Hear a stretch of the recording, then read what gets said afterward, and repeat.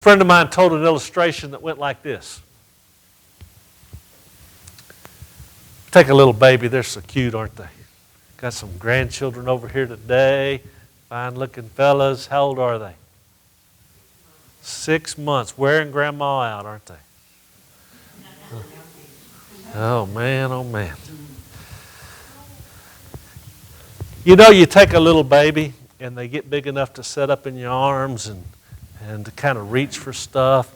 You got to keep their fingernails trimmed because they'll put a fingernail right through your lip, won't they? Man, they try to get your glasses off your face. They take your pen out of your pocket. They pull on your lip, try to pull it off your face and your ears and your nose. That's how they are, and we think that's so cute. And then here you are, you're holding this baby. It gets to be about that age, right? And you're holding them up, and they can set up good now, and they're looking around, and you got a watch on, and it's shining, right? And they reach over and they grab a hold of that watch, and they're trying to pull it off your arm so they can stick it in their mouth, right?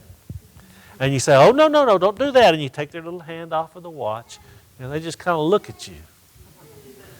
They think that if they're looking at your eyes, that you can't see what their hand is doing.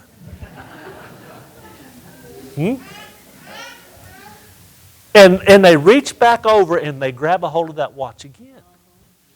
But this time you reach over and you kind of swat that little hand. And they look at you like you have lost your mind.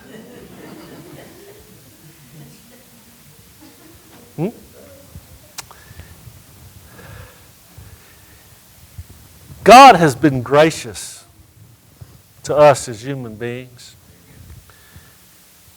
By the time we're old enough to do any real damage, in God's graciousness, He's given us the gift of restraint. Okay? Now that little 6-month-old doesn't have any restraint yet. And if that little child that's 6 months old with no restraint whatsoever were big enough, he'd rip off your arm and get that watch. Wouldn't he? He would rip your arm out of the socket and take that watch off. We're a lot like that. God is on His throne. And if we were big enough, it is our lost nature, our human lost nature. If we were powerful enough, we'd try to throw God off that throne and have a seat on it. That's how we are. We do not want any sovereign to challenge our own sovereignty over our own life. But the Bible says, listen to me, whosoever shall call upon the name of the baby Jesus. Is that what it says?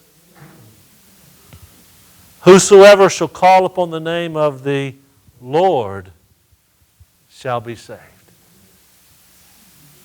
See, that implies calling upon the name of the sovereign King to save me. Whosoever shall call upon the name of the Lord shall be saved. The Bible says that He is the King of kings and that He is coming again someday with all the host of heaven to set up His kingdom right here. This is an excerpt from the full sermon, "The Wise Men Weren't Just Looking for a Baby in a Manger."